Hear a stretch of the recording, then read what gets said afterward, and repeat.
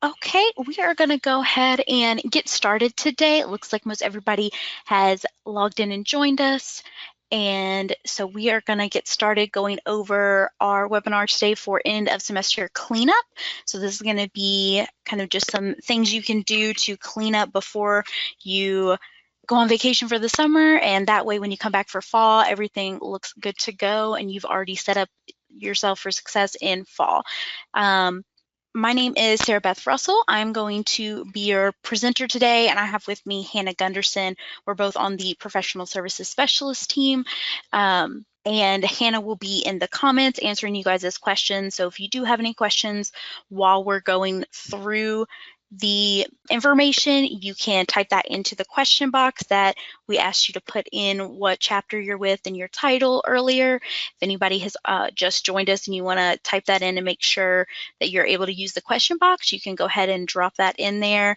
Make sure you can use that. But again, if you have questions during the webinar, Hannah will be answering those, and we will also come back at the end and go over any questions that were asked. And I'm actually going to turn it over to Hannah right now so she can do the intro for today, just giving you guys a little bit of information on Omegafy. Thank you, Sarah Beth. So for more than 30 years, Omegafy has provided technology solutions to help our customers manage their finances, streamline their operations, recruit new members, and communicate with their members. Whether it's working with 57 different headquarters or local chapters, house corporations, IFC and Panhellenic councils, and alumni associations across more than 650 campuses, we remain the industry leader when it comes to technology in the fraternity and sorority community. We're based out of Columbus, Georgia, and we securely process more than $1.1 million per day for our clients and have securely processed more than $4 billion since 1992. We're also deeply committed to serving, promoting, and advancing the fraternity and sorority experience. We aim to make raving fans with every individual group we work with by reaching, innovating, and acting with agility.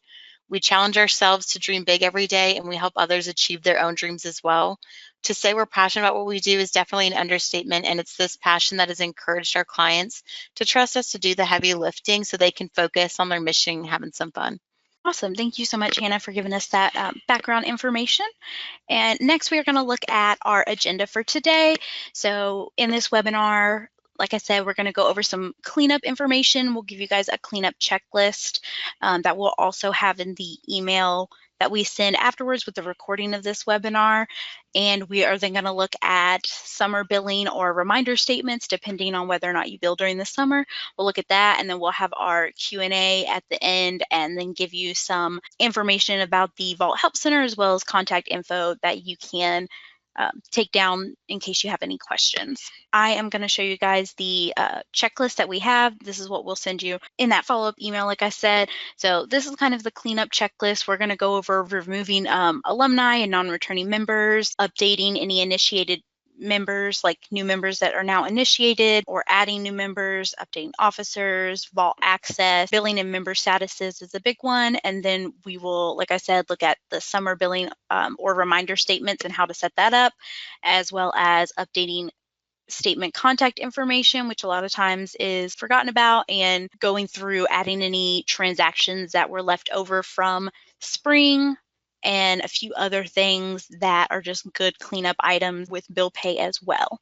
So going over to Vault, we will go ahead and start with our removing alumni and other non-returning members under the billing status. So we're going to look under the chapter tab here. We're going to go to update member statuses here. With this, you can change what member status. So this is where you can also change your new members to be initiate. Depending on your national organization, that information may pull in automatically. So if you're not able to update, just make sure you have submitted all your information for your initiation reports and that sort of thing. And once those are confirmed by your national org, those typically will pull in. But if you don't have things automatically pull in, you will go in for your new members, just select all those who are being updated and then change them to initiates. And then you can just submit that at the bottom. If you're looking to change any members who are not returning or have graduated specifically, you can go to the initiates under the drop down here and just select your members who aren't returning. So if they're not returning, you can do it this way, and you can change it to alumnus if you have different reasons, so like if these two are graduating and you want to do alumnus, put their date of graduation, you can do that. And then let's say somebody else just isn't returning to the chapter, you can change that to dissociated, other, suspended, whatever that status be, but you can only do one at a time. So, you know, everybody who's graduating, you can select them, submit them down here, and then you'll go back and do any that are disassociated or suspended, anything like that. But that's how you'll update the member statuses. That will make sure they're good to go, especially if this is where you put that information for your nationals so that they are aware of your member statuses. This is just also important to make sure that you're not having any discrepancies between this and your billing statuses, which we'll look at later. Additionally, under this tab is where you can add new members. So if you have any new members that you haven't already added from spring that you need to, you can do that here, or if you have any that come in over the summer. I know some people will take members during the summer. So if you have that happen, you can add a member individually if you don't have many, or if you want to add them in mass, you can do that here. If you don't have the ability to add a member in mass or add a member and you just see this new member form, that means same with kind of the updates on those member statuses. You probably need to do that in whatever portal you log in for your national organization, and then those will pull into the Vault system automatically. So just keep that in mind if you're not seeing the ability to do that here. Next, we'll look at updating your officers. Again, under the same chapter tab here, you will use the chapter information and go to officers. So if anybody who's not returning or graduated, any of these are being updated. I know depending on what time of year you do your officer transitions, you may or may not have to update anything, but if you are, you can edit these here. So you go to edit your officers and you can put in who will be the new officer. Just make sure you're giving these an end date and then when they're starting. So you'll have to fill out that information and then just update the officers accordingly. When you're updating your officers, this is only updating them in title only.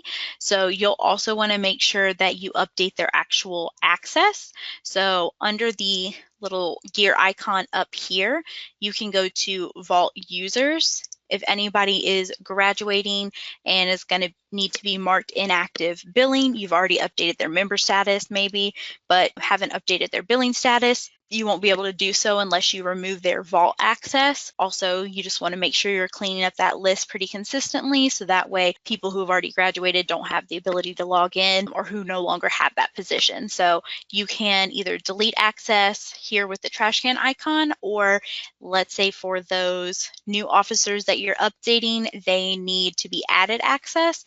So when you add them as an officer, it'll automatically grant them Vault access with communication access for manage only. But if you need to update them further, you can click that little pencil icon. So here they will already have manage access for communications, but all of these other ones you'll need to update accordingly to what access levels they need.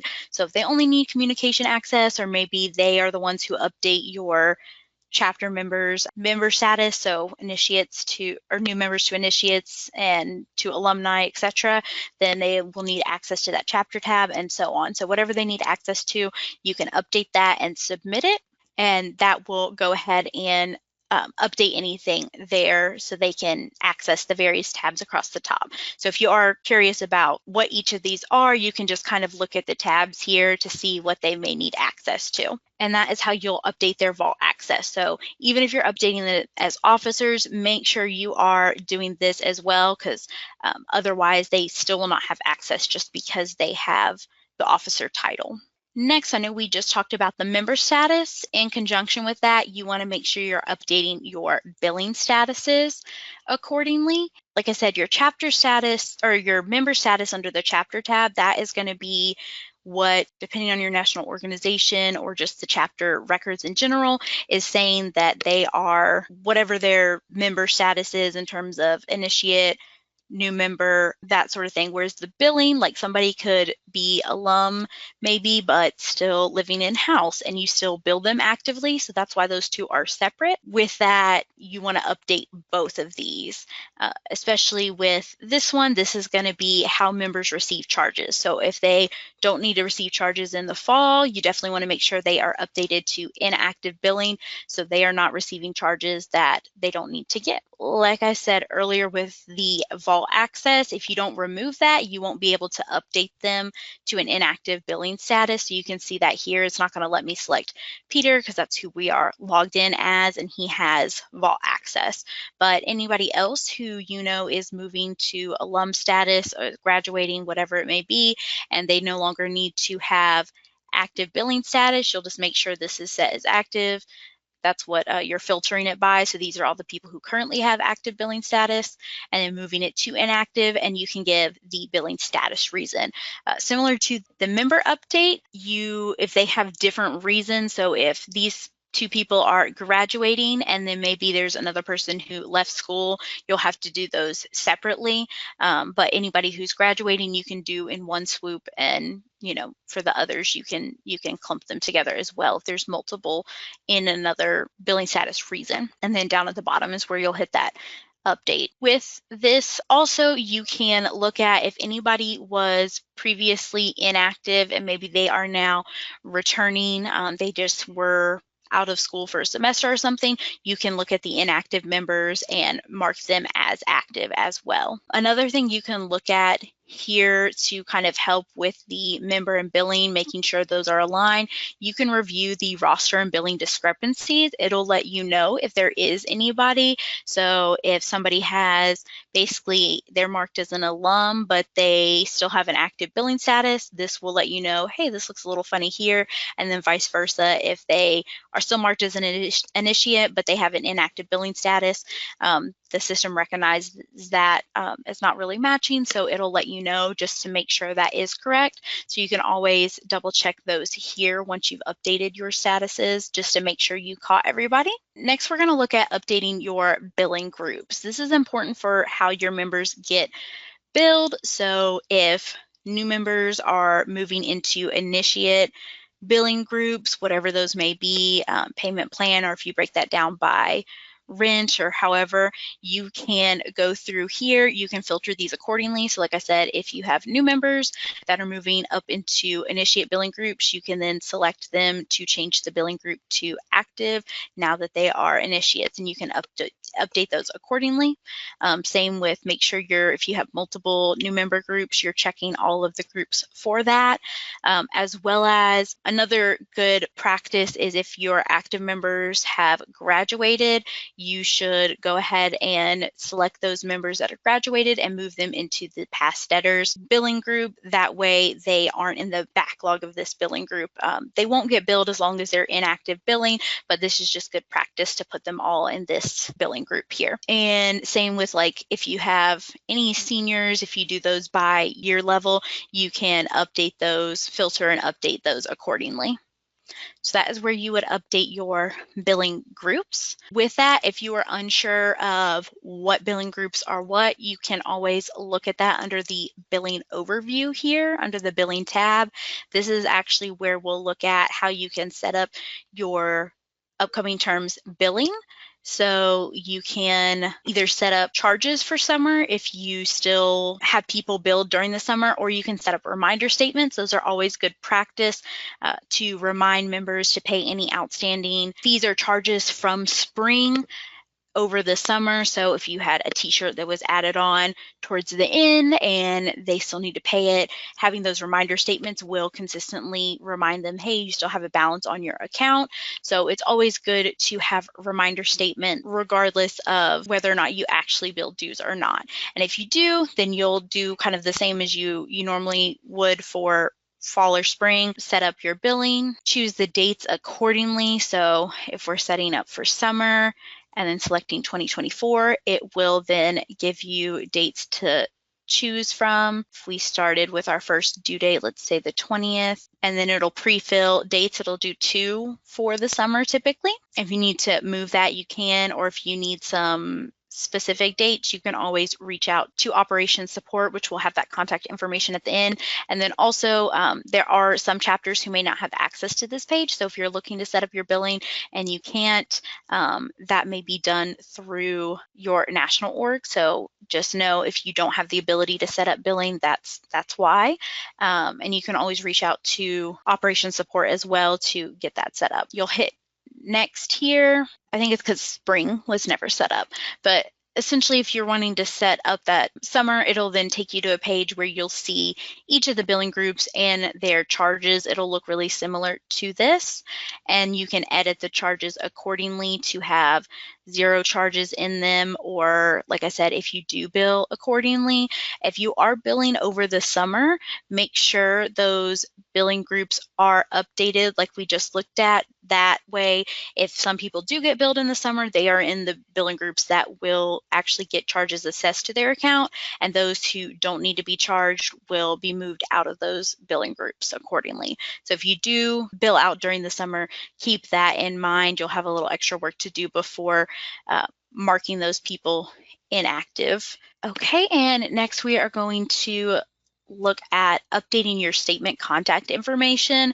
This kind of goes along with if you have a change in officers. So under the billing tab, you can go to the statement contact information and you can see who that contact name is. So if Grant Green is still going to be the treasurer, you can keep him there. You can update the phone number and email if the treasurer has changed, as well as if you have any particular information for summer, you can update that here, or when fall rolls around, you can update the statement message accordingly here as well. And here you can also view the delinquency status messages that are going out. So if you click on that, this just gives you an example of what people will see when they're past due, severely past due, pending charge off, and charge off. Those are just the aging statuses when somebody has not paid for multiple due dates. That is also why it's important to set up summer reminder statements, because that'll allow these accounts to age properly. And then that way, if there is somebody who hasn't paid, you can send them to collections once their account has aged to charge off. If all of your billing has gone out for fall, but let's say you still need to add maybe some miscellaneous charges for t-shirts or fines, any last minute things, you can add those under the billing tab here. You do add transactions en masse or to a group, depending on what you want to do. If you're going to do to a group, you would probably want to update that or do this before you update your billing groups, but you can always do add transactions en masse. This is going to be best for if people have multiple different charges with different amounts. So you can choose the member, the type of charge, put in the description. So if it's a fine, you can do the income account to whatever you want that to go to. You can do chapter dues and fees, whatever you categorize it under. And then you can put the amount for that, or if it's for a t-shirt, you can do that as well and just add those charges on. So again, this is going to be good, like if he has a different, or if they have a different fine type and it's more, this is what this is good for, different amounts. And then you can do them all in bulk and just create the transactions. Now, if you have multiple people who got the same fine for something or bought all the same t-shirt, and so it's going to cost them the same amount, you can do add transactions to a group. You don't have to filter this out, but this is where you can then select everybody who maybe bought a t-shirt accordingly, and then you'll go to the next step and you will only have to put in the transaction once.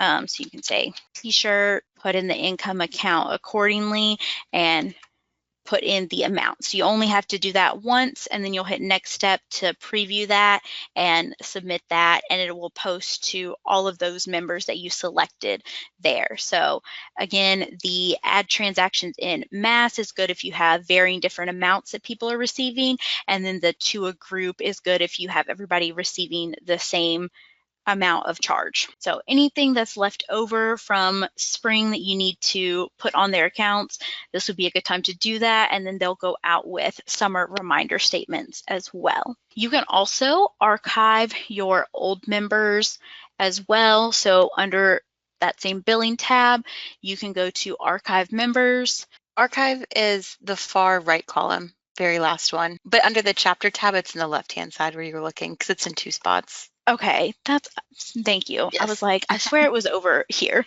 And then from here, if members are able to be archived, then you can select them accordingly. These members don't have a $0 balance, so if you're looking to archive a member, they'll need to have the updated member status as well as an inactive billing status, and they will need to have a $0 balance on their account.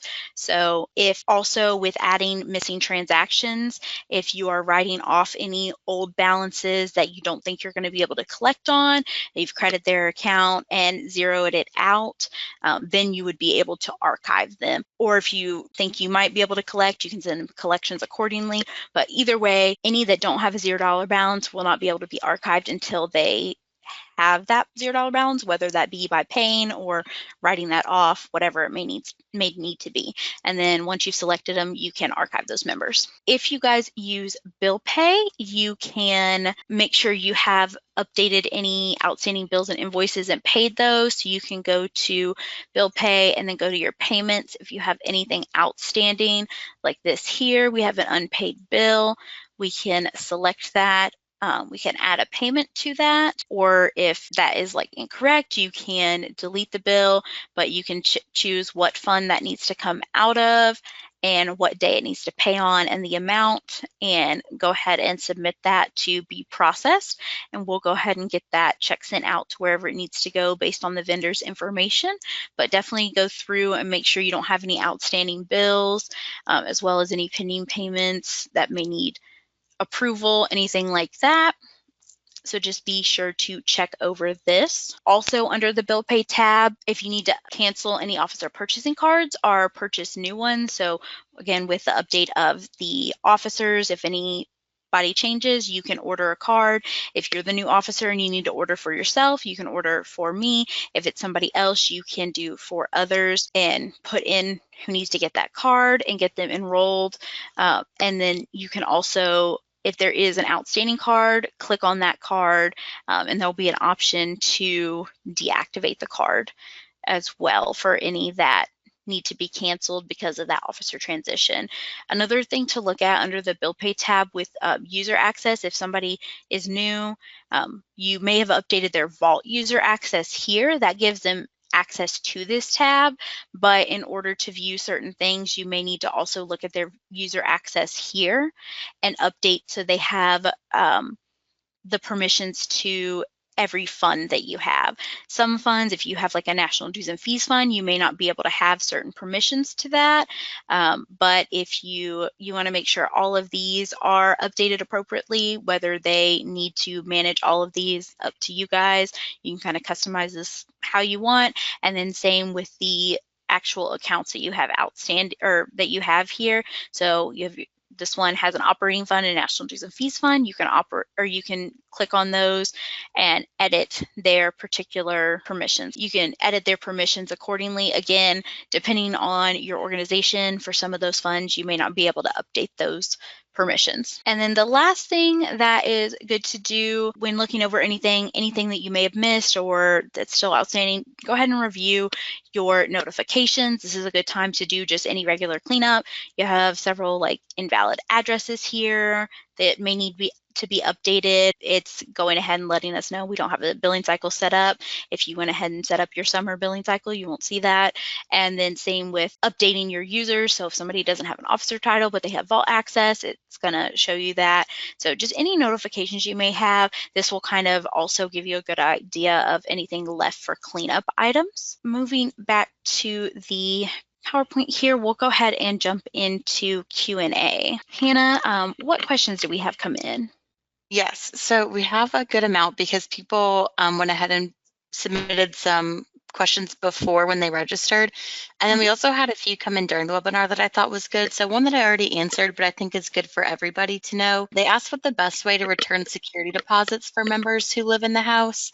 And I let them know that best practice would be to go to that bill pay tab and submit them as reimbursements and not credit the accounts and issued as a refund. So if you want to just show them where they can do that reimbursement, I think that'd be great. Yeah, so under the bill pay tab, if you go to payments, you can add a reimbursement here, and it will give you the option of the member you're reimbursing, and you can just put in the amount that they're getting back for the security deposit, pay amount, and set the dates for that to go out. Just fill out this information, and then you can send it to their home or school address. If there's a different address they want it to be sent to, you can put that. But if you do the home or school, it should pre-fill this. If there's not a valid address on file, it's going to show you this right here, and you may need to get that updated in order for them to receive that check. Thank you. And then we have another question that says, how can you see exactly how many days late someone is for a payment? So for this, it's not going to show you, I don't believe it'll show you the exact number of days. It bases it on how many billing cycles they are behind. Sarah Beth can probably show you this here. If you wanted, you could probably look at like your billing dates and see what the due date was and then look at how many days exactly. But if you go to billing and you see that aging status that Sarah Beth had just highlighted that column, current means they aren't late yet. And then it'll say past due if it's one billing cycle that they didn't pay it, that they've missed. If it's severely past due, they've missed 2. If it's pending charge off, that means they've missed 3 of the due dates. Now they're 3 cycles behind. And if it's charge off, that means they're 4 or more. So you can click on the member. I think Sarah Beth was about to do that and I just kept talking. But if you click on the member, you can see their transactions. But yes, there you could see the dates that it was posted on their account. It doesn't have, I don't believe, the specific due date that was due, but you could see when it was charged, then say, you know, like if it was applied in 2023, come like this fall, they're going to be pushing a year that they haven't paid that. So that's just something you can reference. But yeah, basically it'll go by number of cycles past due, not necessarily number of days. And then let me go to our pre-submitted questions. We had a lot of good ones. This person, Sarah Beth, was asking how to add installment plans, if that's possible for upcoming billing. Yeah, so depending on how many people you have with that, when you're setting up your billing, under the billing overview, when you first go to set it up, it should show you various billing groups, and then you can add billing groups to that when you're setting them up. And then you can copy from a previous term, but when you first do this page here, you can add billing groups. So as you can see here, we have these that are basically active. This is essentially like billing in full, and these are payment plan. So you can see here, actives are primarily billed in full. It looks like they do have a few things that are done out, but then the payment plan has this split up even further to allow for people to pay in different amounts. Typically, though, we have like bill in full and payment plans. Now, if you only have a few members that are going to be in payment plans, you don't necessarily need to have a billing group for that. Another thing you can do is if they're being billed in full and they're on a payment plan, you can go to the specific member and hold their late fees accordingly. So if you've worked out a payment plan with Simon, then you can hold his late fees under his billing profile here. You can just edit that and turn late fees off, and then you can also set that, so like payment agreement, and you can set that for a expiration date. So, you know, if it's someone who went through spring and they had a payment plan, but it's going to be up when spring's over, then, you know, his might be up by the end of May. He needs to have paid in full, depending on whatever you work out. And then if you have a contract for it, like note that or whatever, and then you can just update the billing profile. That way he won't receive any late fees, but his aging status will still go into pending charge off, just as long as you guys have that agreement and you're not sending him to collections. That is how you would deal with that if you only have like a few people that are going to be on a payment plan. So either way, you can set up the particular billing groups with that or hold late fees on a member. When you're doing the billing groups, though, once you pass that screen on the billing overview where you are able to add billing groups, after billing is fully established, you won't be able to add any after that or update it. So just keep that in mind. And again, if you're one of the chapters who can't update that themselves, then you can always email operationsupport@megafy.com, which will have that contact information up in a minute, but you can email them and ask them to add billing groups and set up your billing accordingly. Thank you. And then with some of these other ones, I'm just going to give their first name and their school because a lot of these people pre-submitted because they couldn't attend live and they're going to watch the recording. This way they know we're going over their question. So this next one was submitted by Maddie with the University of Idaho. And then she asked how to change and update officers on Vault. She said the video was not correct for her, and that can happen. So looking at her national organization, and she'll know this watching back, they're actually going to have to update their officers in their headquarters, like the database that their national organization has for them. So this could apply to some of you in this webinar too. Some of you will be able to go to the chapter tab, click officers and edit there. If it does not let you edit the officers there, like our help article says, that means you have to go ahead and go in your national database and make officer updates there. Once it's done, it'll automatically push into Vault. So then you won't have to worry about updating those twice. You'll just do it all with your national organization. Another question, so Beth, this was just like they were asking genuine. This looks like it was Dwayne with the University of Florida. They were just wondering when they should remove seniors from their roster, like what best practice would be for that, and if they move them to inactive, will they still continue to receive statements even if they still owe money? Yeah, I think normally what I say for this is if they're not being billed anymore, go ahead and update them like as soon as you know that's over. So if you want to set yourself up nice for fall, I know fall gets busy quick. At the end of spring is the best way to get ahead of that. So you can update your seniors to inactive billing then. And if you set up your summer reminder statements or when you get to fall and they start receiving statements, then they will not get any new charges as long as they're marked inactive. But yes, they will still receive statements if they owe an outstanding balance. So anybody who owes anything will still get a statement letting them know that they owe that and how far past due they are, but they will not get any new charges. So that's the difference there with marking them inactive billing. But if you know you do your cleanup, you have a date set like right before fall, as long as you're doing it before your fall billing goes out, you can always update them then, unless you have summer charges, then I would update them before so they're not getting billed during summer either.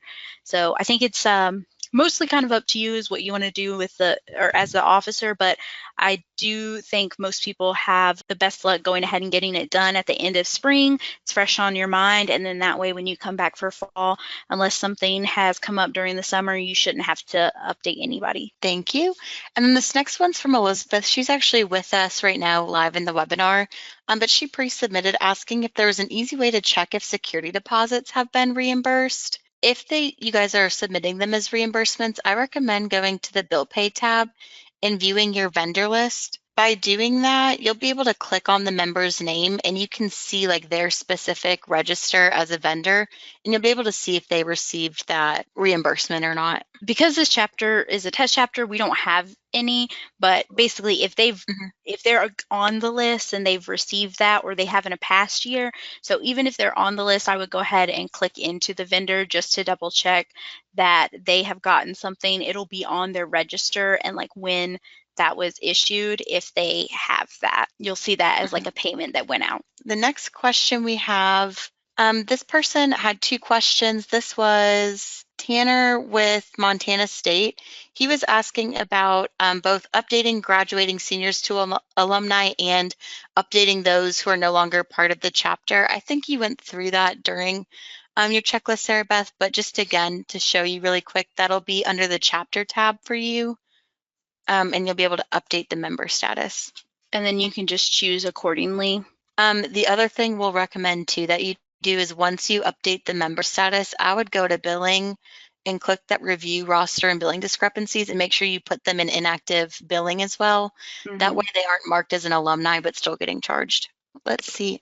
This person asked Sarah Beth, let me see. This was Jordan, and she asked, what date do I need to put everybody into billing groups for before the next school year starts? Yeah, so similar to like updating your member statuses, biggest thing is just to make sure you have updated those before the first cycle goes out. So if your fall cycle, like I know this is for 2023, but let's say, 2024 cycle also is going to start, goes out on 8/31, 2 days before that, you want to make sure that everybody is in their correct billing group. But also similarly to the member statuses, if you want to go ahead and update them at the end of spring, that is kind of a good way to just get ahead of it. And it's freshest in your mind, but that's kind of dependent on you, what you want to do as the officer. But the latest would be 2 days before your first set of fall statements go out.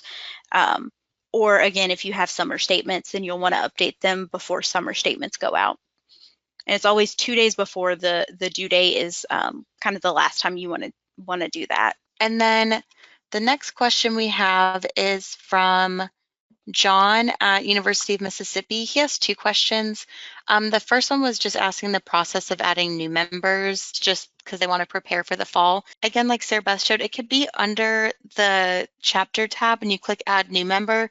But John, for you specifically, since your national organization has it's set up where you can put it directly in their database, you will just add your new members in your national organization's database, and then those will automatically push into Vault. So you don't have to add them in both spots. For any other members out there who are unsure if you add them in your national database or not, I know I mentioned this earlier, but if you don't have the buttons here for add members en masse or add members, that's a really good indicator that you need to add them in your database and it'll pull in, because you won't have the ability to do it here. And then John's second question, he was asking the best way to clean up an inactive billing roster when many have been incorrectly charged in the past.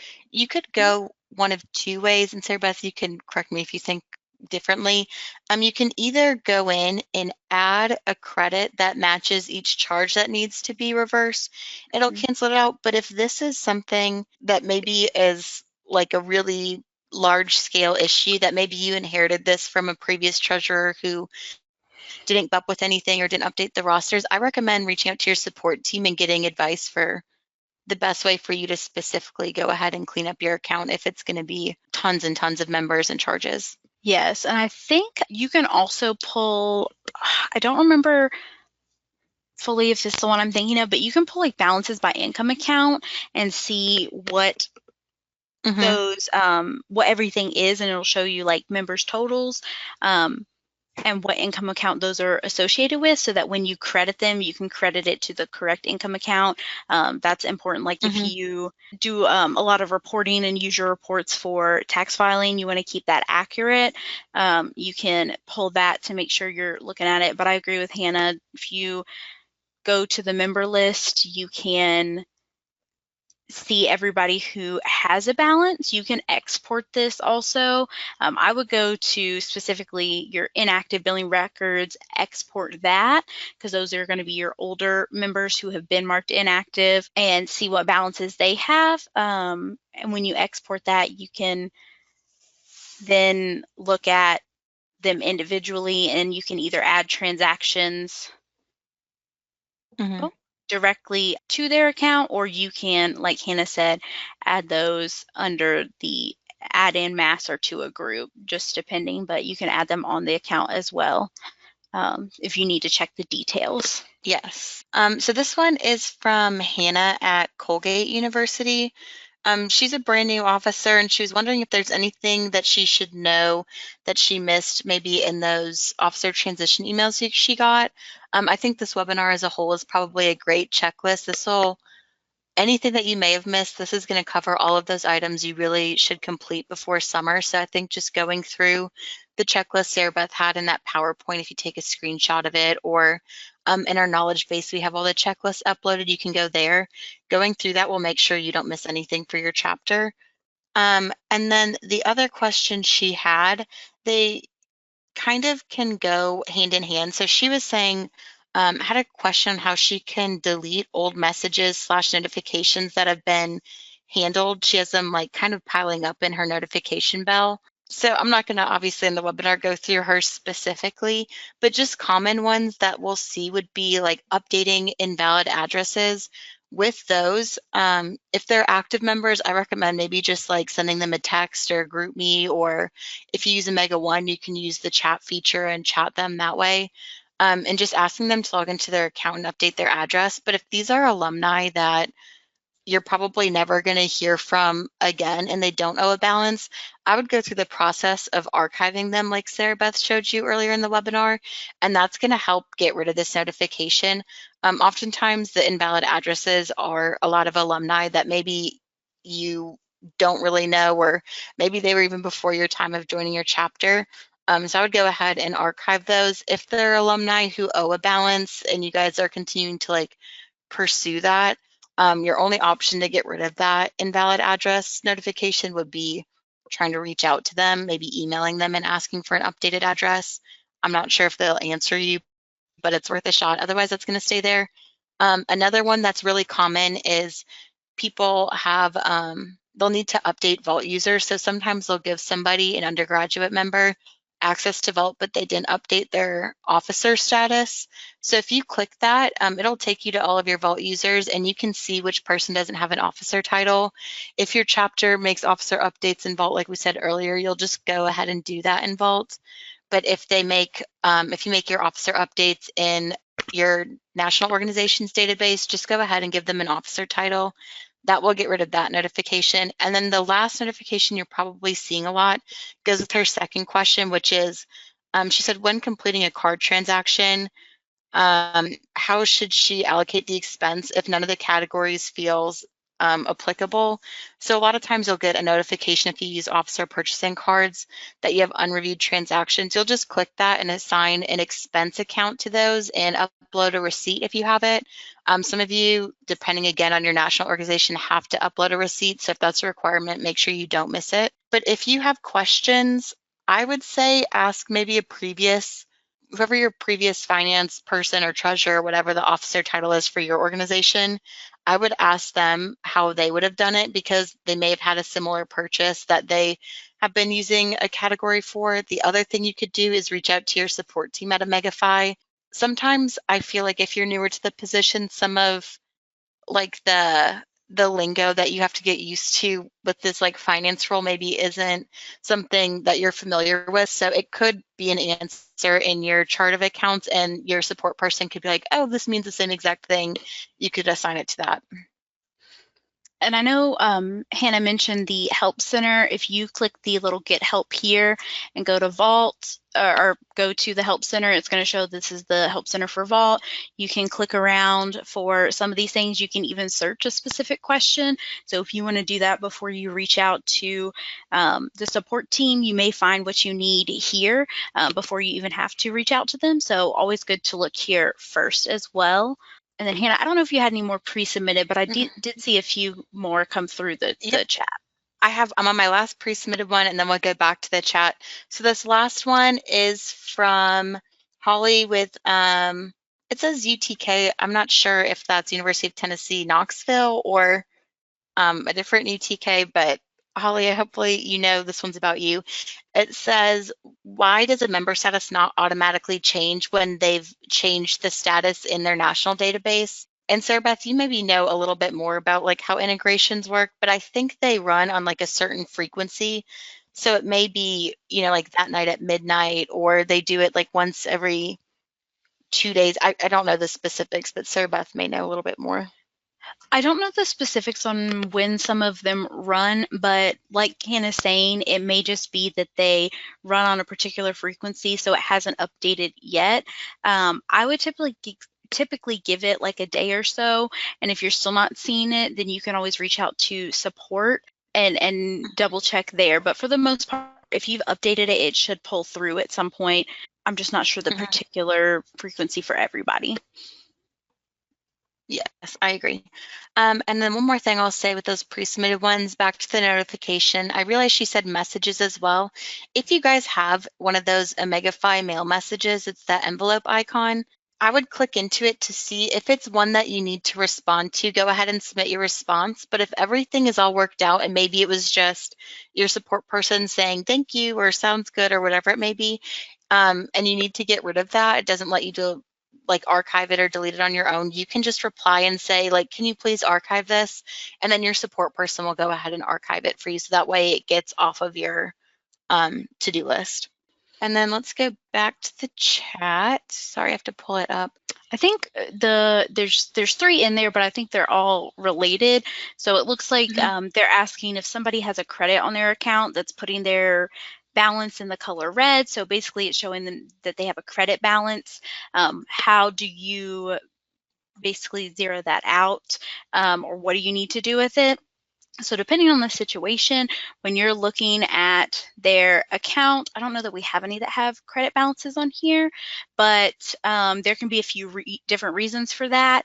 If they're on an installment plan and they end up paying in full, then they will have a credit balance. But as the installment plan assesses to their account, they will that credit balance will go away accordingly. If they got refunded for something, or not refunded for something, but like if a credit was put on their account for something, various different reasons, that could be why. If they were incorrectly charged and you guys removed charges from their account, but they had already paid it, that could be a reason. Whatever it is, though, depending on if they're going to assess future charges, it's easiest to leave it on the account, especially if it's a smaller amount. But if it is a larger amount that needs to be updated, you know, they don't want it sitting all the way over summer, or if they're not going to receive any future charges, kind of similar to the reimbursement, you would go to bill pay payments and go ahead and add a refund. Now, if it's a card one, you can email operationsupport@omegafy.com, and they can help you with that depending on how recently a payment was submitted, and how they submitted a payment will determine if they have a check mailed to them or if it's refunded back to their card. So you can always email operations support if you're unsure of that, but that will basically be refunded and it'll zero out their account. And I think that is everything. Hannah, do you see anything else? Yep, nope, that was the last one for me as well. So I think you're good to wrap it up. Okay, awesome. Thank you guys so much for joining us today. Just for the next few minutes, I know people will go ahead and start logging out, but if you want to take a screenshot of this information here, operationsupport@omegafy.com is where you can email. And then we also have where you can text us at that 706 number, or you can give us a call at that 800 number. And again, you can always select the Get Help option to view the help center within Vault, and that can answer some questions for you. So you may not even have to reach out, but if you want to take a screenshot of that or a picture, and once you do that, just have a great rest of your day. Again, thank you so much for joining us, and we hope you have a great rest of your week as well.